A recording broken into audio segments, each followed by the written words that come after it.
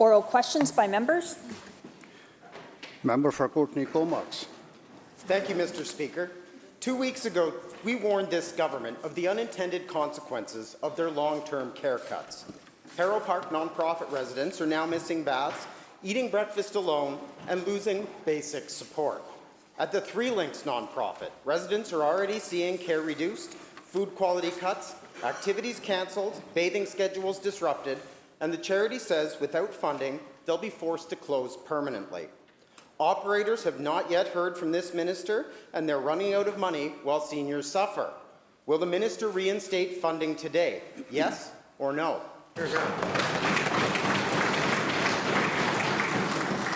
Minister of Health.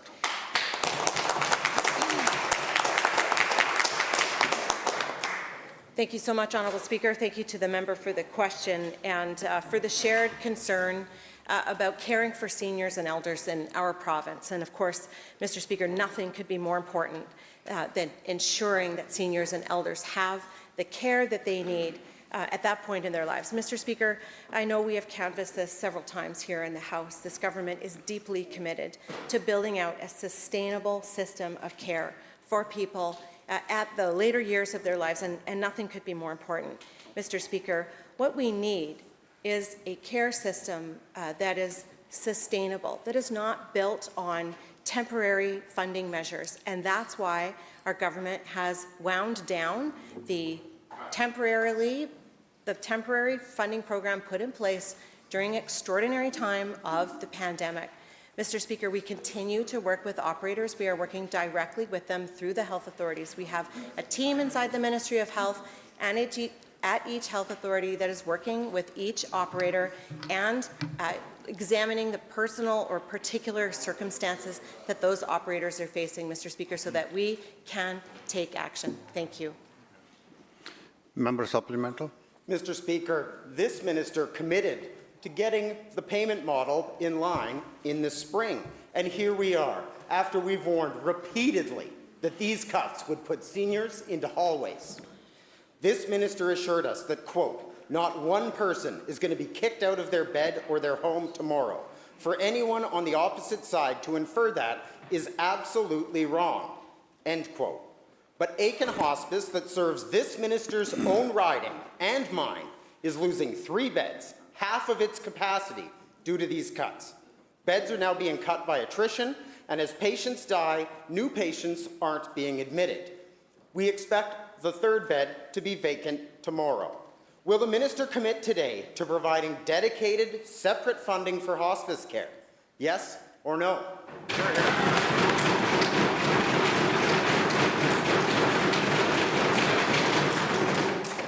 Minister. Thank you, Mr. Speaker. I stand by my words that this government is dedicated to establishing that system of funding for long-term care operations and continuing to support the incredibly valuable work of hospice and palliative care organizations throughout this province. But, Mr. Speaker, again, the member is mistaken if he wants to infer that people are being kicked out of their beds, because they are not. And I know that this is a difficult situation in Comox right now, where a decision was taken to temporarily pause intakes for 3 hospice beds out of 6 in this facility. Mr. Speaker, in working with the operator, these are the measures that the health authority and the operator have come to an agreement over while we continue to work with them to support that. Mr. Speaker, I'm grateful that we have representatives here in the House today from the BC Hospice and Palliative Care Association because of the incredible work that they do in communities, whether it's community-based hospice or assisting people at home through health authority supports, supporting people in hospitals. Mr. Speaker, the work that these people do to provide the dignified care, to provide the best care possible near the end of life is absolutely incredible, and I stand up for them every single day. Member for North Island. So the seniors waiting aren't maybe getting kicked out of care, but they can't get in. There's up to a 4-year wait to access long-term care bed from my community in Campbell River. On top of that, our hospital is running at 130% capacity, and up to 1/5 of the beds are seniors waiting for long-term care. The government has repeatedly promised more long-term care beds. A new care home was finally promised by this Premier when he came to my riding before the last election. But they haven't even broken grounds yet. So my question to the Premier, is he going to follow through with his promise to Campbell River, or was this just another photo op?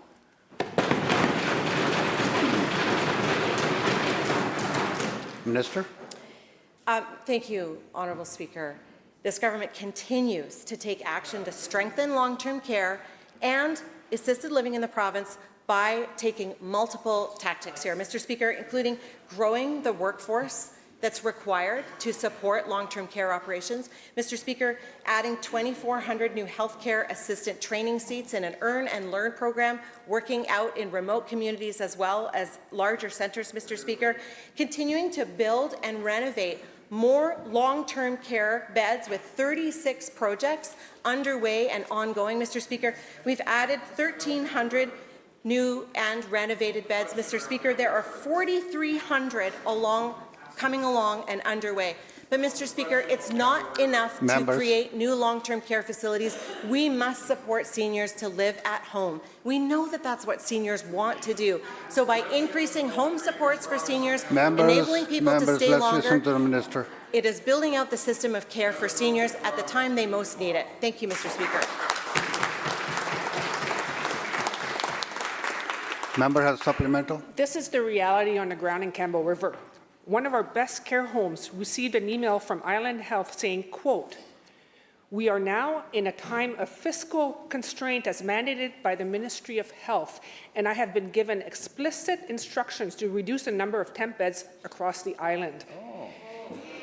Yeah. Here we have the clearest signal yet that this government's own fiscal mess is resulting in cuts in frontline services. Why is Island Health being told to, quote, "tighten our belts," while our seniors are languishing in desperately needed hospital beds and stretchers in the hallways?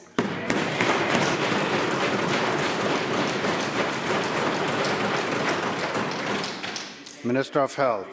Thank you so much, Honourable Speaker. You know, there's no question that more is needed in building out long-term care and supporting Members, seniors. let the Minister finish, please. Members, member for Richmond Centre.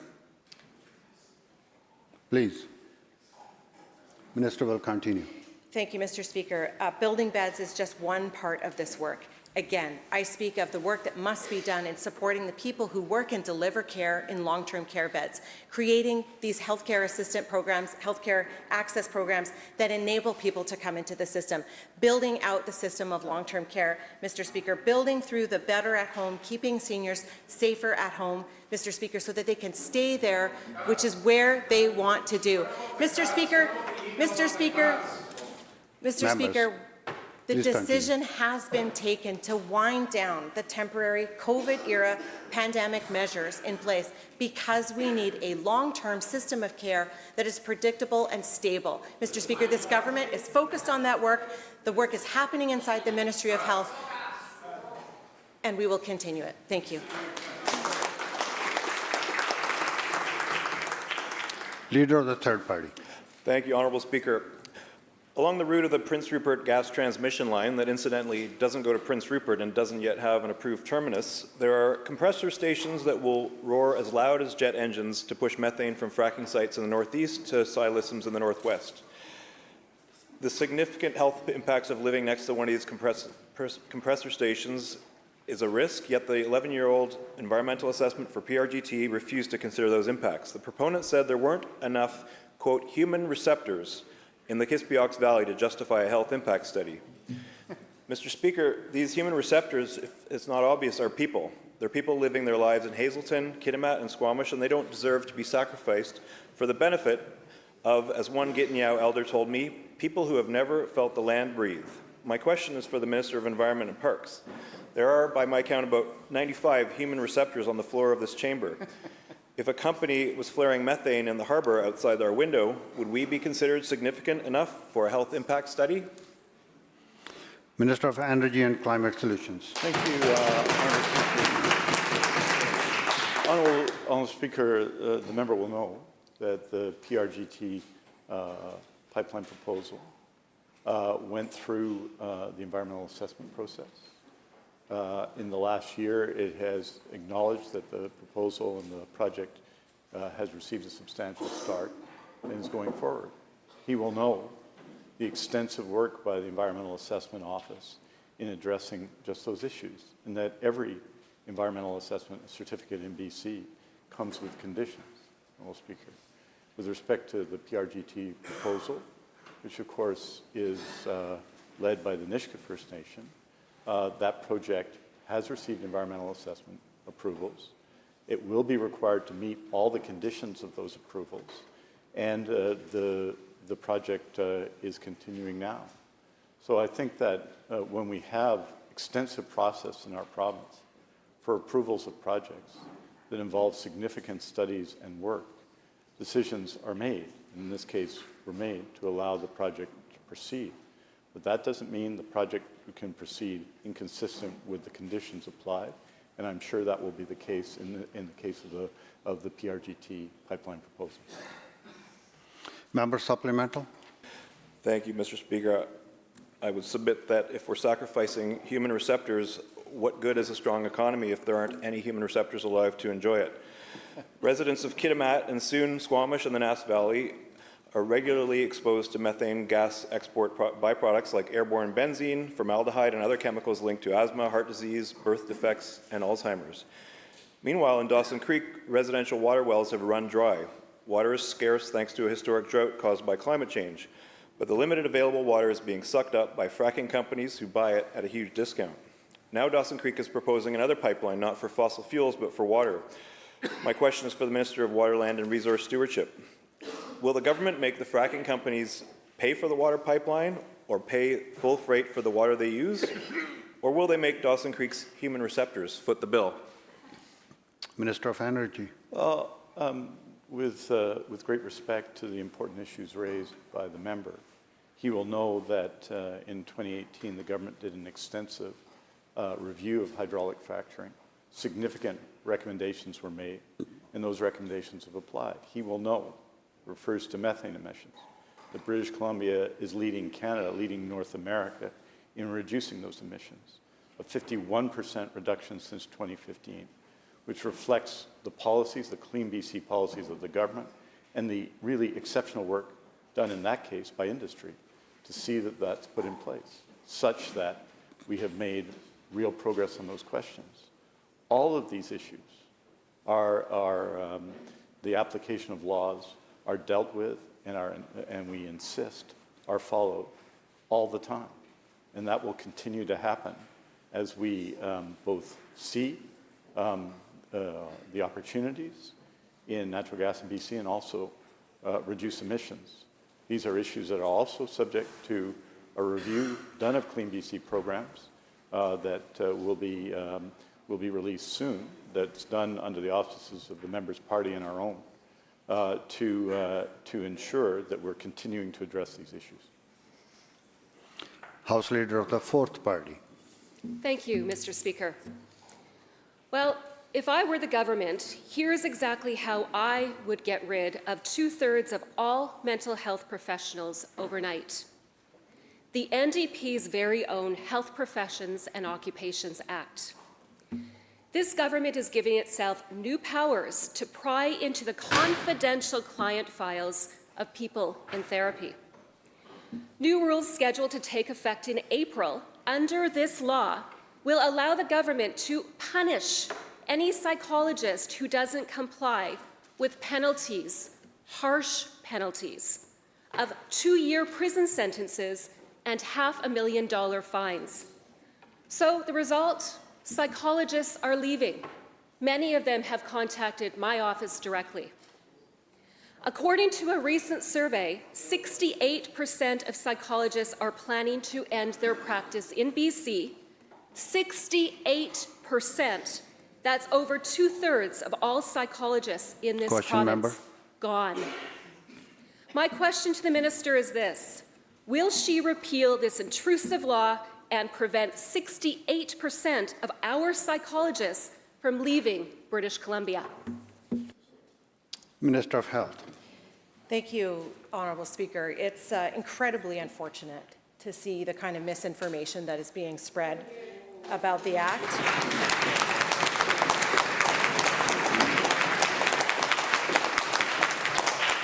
And its vital role in protecting the public and protecting the integrity of healthcare professionals, Mr. Speaker. The purpose of the Health Professions and Occupations Act is to better protect the public, to provide a better framework, and a more accountable and transparent system. Mr. Speaker, this legislation is about ensuring that patients are kept safe from harm and discrimination. That's always been the role of regulatory colleges, Mr. Speaker, and that is not changing. To be clear, the legal mandate of colleges is not changing at all. The HPOA strengthens this. We are going to continue. The regulations come into force this spring. The Act comes into force this spring. The Superintendent's Office is being set up right now. The regulatory colleges are doing the preparatory work. I have heard from professionals across the province who are thankful that this Act is coming into place. We have heard from professions who want to be regulated under this Act because they understand just how important it is to protect themselves as well as the public. Thank you. Member has supplemental. Yes, sounds like the minister should maybe go and review the 645 some clauses in this law so she can refamiliarize herself with it. But according to the Canadian Mental Health Association, 1 million British Columbians will experience a mental illness this year. It's serious. These Orwellian powers in the HPOA threaten to rob over 2/3 of those people of their mental health professionals. This includes some of the most vulnerable among us, victims of abuse, trauma survivors, and first responders. Psychologists are begging this government not to barrel ahead with the HPOA rules. Mr. Speaker, will the minister at the very least, suspend these new rules and consult with psychologists to prevent the crisis her very own legislation is causing? Minister. Thank you, Honourable Speaker. The simple answer is no. No, this government won't do that. This government is moving ahead with the Health Professions and Occupations Act as a way to strengthen the framework, include more transparency and accountability to protect the interests of the public, to protect the integrity of the healthcare professionals themselves. Now, Mr. Speaker,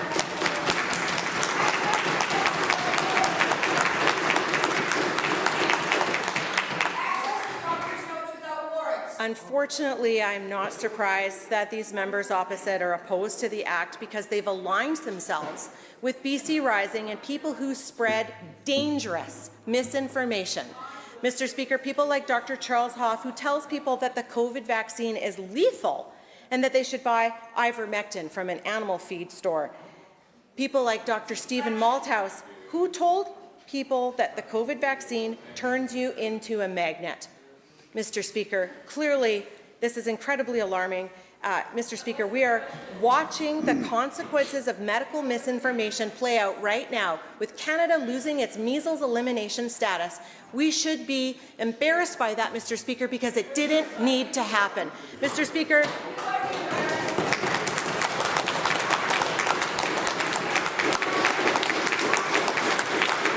Thank you. we are going to continue to stand up for evidence-based decisions, for evidence-based policy, for public universal health care, because, Mr. Speaker, medical misinformation kills.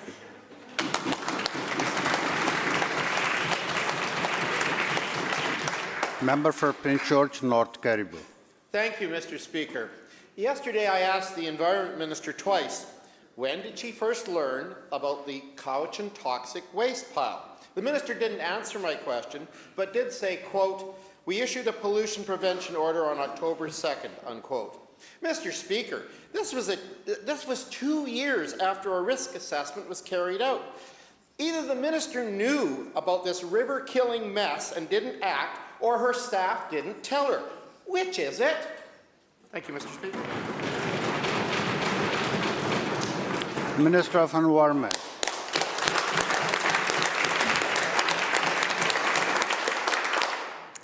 Thank you, Mr. Speaker. I'm not really sure why the member is asking this question, because he is not.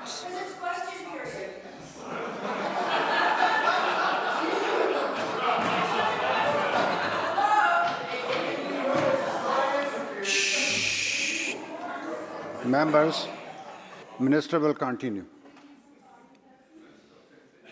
That's it? Okay. Members? Member has supplemental? Minister will continue. Anyways, I was saying I would welcome my new critic to come and meet with me and talk through this.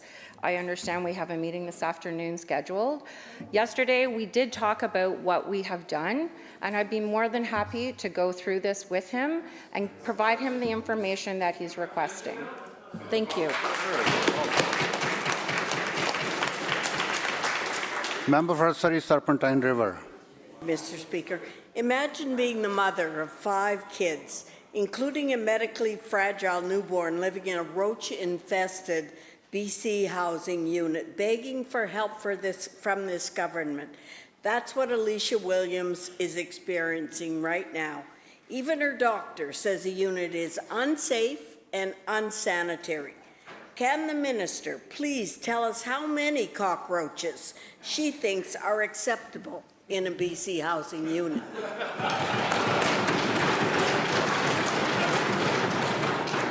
Minister of Housing.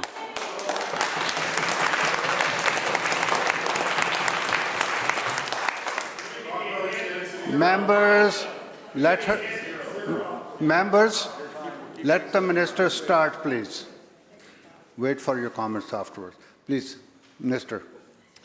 Thanks, Mr. Speaker, and thanks to the member opposite for the question. It is completely unacceptable what's happened in this building, and troubling to hear about any issues like this. We take tenant concerns like this one seriously and are committed to ensuring that they're addressed in a timely and appropriate manner. And inspection with a licensed pest control inspector is being scheduled, and an additional treatment will happen if required. Neighboring units are being inspected. Technicians will be brought in if needed. The tenants at McLean Park can contact the on-site building manager, the Lower Mainland directly managed office, as well as the tenant support line, and we'll continue to respond and support this family alongside the work we are committed to in building good, dignified, affordable housing and supportive housing in every community across this province. Member for West Kelowna Beachland.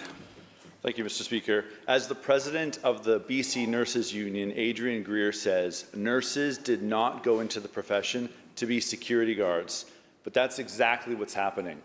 She's deeply concerned that using nurses for protection and expecting them to act like peace officers is the only strategy that this government is relying on. Will the minister commit to immediately deploying fully trained peace officers who have the authority to use force if necessary to protect patients and staff in BC hospitals? Hear, hear. Minister of Health. Thank you so much, Honourable Speaker. Thank you to the member for raising the incredibly important subject of safety in the workplace, safety for all healthcare workers. It is unacceptable to see violence against healthcare workers in any setting, which is why we are so dedicated to the work that we have underway with the BC Nurses Union, with health authorities, to do everything we can to reduce and eliminate that violence. Mr. Speaker, the work that our relational security officers do in hospital settings makes a difference. With the training that they have, specific training around de-escalating and reducing aggressive situations, they are making a real difference. And we are seeing, Mr. Speaker, the work hours and incidents of violence going down in hospital settings where these relational security officers work. I want to assure the member, Mr. Speaker, that these relational security officers have the highest standards of training, the highest, most advanced security training licenses for security officers in all of BC.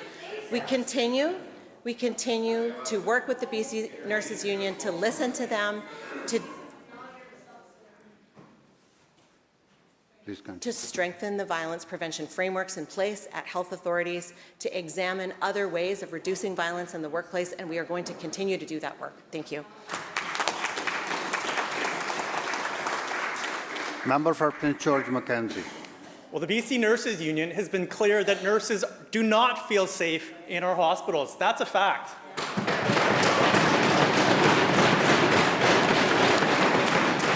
This government also knows that nursing ratios in BC are abysmal. At Jubilee Lodge in Prince George, acute care needs are higher than almost any other long-term care home, yet staffing ratios are shockingly as high as 1 nurse to 66 patients. Nurses are overwhelmed, many leave crying, sick calls are constant, and those who do come to work are burning out under the heavy workload, at times ending up hurt. Psychological claims are also on the rise. To the Minister of Labour, why isn't WorkSafe properly auditing nursing safety in our health authorities?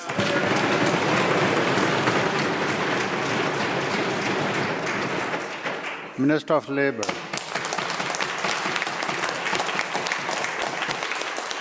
Thank you very much, Honourable Speaker, and thank you to the member for a very, very important question. We know that there is nothing more important than ensuring that healthcare workers who work across our healthcare system come to work and can be safe and work in a dignified environment. That's why we work with health authorities, with WorkSafe, to ensure that our occupational health and safety structures and system across British Columbia are in effect. We know that WorkSafe has a high-risk strategy for healthcare, recognizing that there are particular concerns and particular issues in healthcare that need to be addressed. That work continues. I'm grateful for the partnership of all of the health authorities, the health employers, and the bargaining associations in ensuring that we continue to move forward to make sure our healthcare system is the safest it possibly can be. Member for Bulkley Valley Stikine. Thank you, Mr. Speaker. You know what keeps Adrian Greer up at night? Rural nurses working alone with no security, waiting up to an hour for RCMP to respond. What does the minister say to rural nurses who are petrified they won't make it home to their loved ones because this government refuses to keep them safe? Minister of Health. Thank you so much, Honourable Speaker. Thank you to the member for the question. Preventing violence in the workplace, no matter a small hospital, a rural hospital, a larger centre, is incredibly important. It's important to retaining nurses, Mr. Speaker. It's important to recruiting more nurses. It's important for every single one of the healthcare professionals that we rely on. And that is why we have the agreement with the BC Nurses Union around minimum nurse-to-patient ratios, because we know We know, Mr. Speaker, that meeting these ratios is essential to workplace conditions, to the safety of patients and nurses alike, Mr. Speaker. And in those smaller communities where I have spoken directly to nurses where minimum nurse-to-patient ratios are already being met, we can see and feel and hear the difference that it's making. That's why we're committed to minimum nurse-to-patient ratios. That's why we're committed to doing everything we can to prevent violence in workplaces, whether they're small or large, Mr. Speaker, and that's why we're going to continue this work and doing it in partnership with the Nurses Union and the workforce across the province. Thank you, Mr. Speaker. Member for Skeena. Thank you, Mr. Speaker. I'm getting so sick and tired of every time we ask a question, we hear the same thing. There's nothing more important, and yet we don't see any action on any of these things that get brought up. We hear them every single day. Cuts to healthcare, hallway healthcare. People don't feel safe. Nobody feels safe in this province, and there's nothing being done about it. 3 weeks ago, a 17-year-old boy died in the Kitimat Hospital. His name was Vincent, and his death was entirely preventable. All he needed was a CT scan. He'd suffered from excruciating stomach pain for years. 22 days ago, he returned to the ER, and after 5 hours of sitting there losing color and difficulty breathing, a CT scan in Terrace was finally arranged. After waiting in the ER for almost 6 hours, he died as he was finally about to be transferred. And again, this was entirely preventable. The community fundraised for a CT scanner in 2023 to avoid this very outcome. 3 months ago, government ministers came to Kitimat to take credit for this community-funded project, and yet it is still not operational. I informed the minister and her chief of staff about this 2 weeks ago, and I told them that I expected an answer immediately. I have yet to receive a response. Question, member. A mother has lost her son, and nothing can change that. But this government can commit today to reviewing this tragedy, how this diagnosis was missed, and to activate that CT scanner immediately. Because I'm wondering at this point how many more people have to die in Kitimat before this government makes sure that that CT scanner is up and running. Minister of Health. Thank you, Honourable Speaker. First of all, the loss of any child is an incredibly tragic circumstance, and I think the hearts of everyone in this House go out to this family. I know the member understands that I cannot speak about individual cases. I do appreciate that she brought it to my attention, and I appreciate being able to talk with her when I was recently up in Kitimat and Terrace with her. Mr. Speaker, I urge the family, any family in a situation like this with concerns, to please go forward to the Patient Care Quality Office and the Health Authority where they reside, because it's incredibly important that matters like this are looked into. Mr. Speaker, on the subject of the CT scanner in Kitimat, renovations are underway inside the hospital, and it is expected that the CT scanner will be up and running in spring 2026. Mr. Speaker, this will make a big difference for people living in Kitimat, in the region, to be able to access this kind of diagnostic capacity. It is part of the reason why our government is committed to building that out. And Mr. Speaker, I'd be grateful to follow up with the member individually again to talk about this matter, but I know she understands I cannot speak publicly about an individual case. Thank you. The bell ends the question period.